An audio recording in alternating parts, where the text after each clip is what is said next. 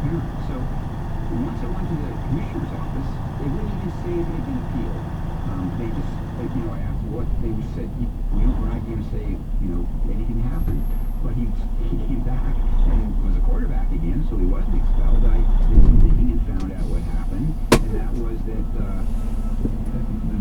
in 2011, the federal government, the Department of Education, issued a letter to every college and university in the country. It's called the Dear Colleague Letter. And it said, we have a rate problem.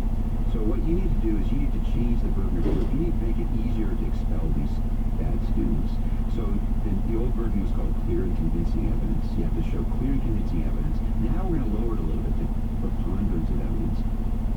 More likely than not. It's a very small, it's the same burden of proof as used in almost all civil law. It's reasonable, but it's easier to convict. So what happened with Jordan Johnson's lawyers, they convinced the commissioner to go back to the old clear and convincing.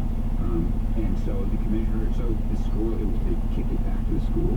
The new dean, the old dean was really good, he retired.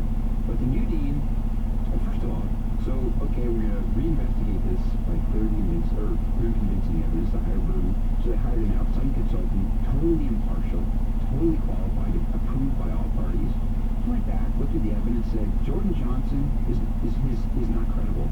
He's guilty by clear and convincing evidence. Should have been a done deal. The new dean said, no. And she overturned it, and the victim had no chance. After all these appeals that Johnson got, the victim was given no chance to appeal. Jordan Johnson returned to the quarterback, he found overjoyed, the football team started winning again, and the poor victim I was at the trial when the criminal trial, when the victim was acquitted, thanks to Kirsten Cops and the co-counsel.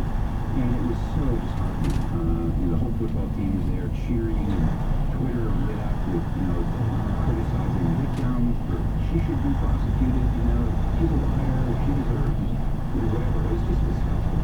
So this is why you are getting so much grief from Missoula.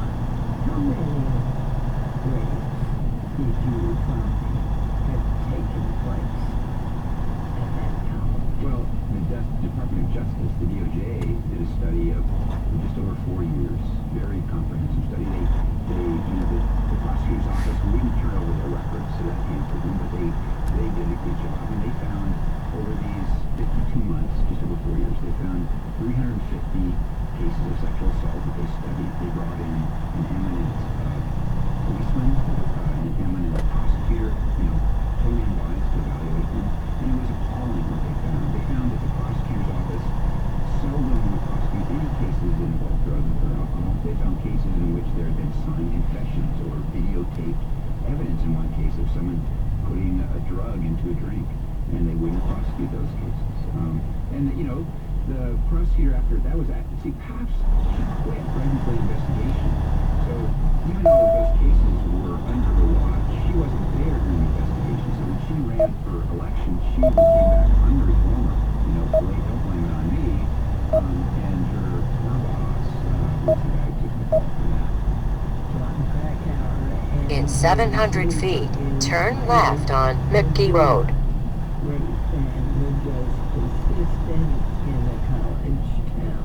Turn left on McGee Road.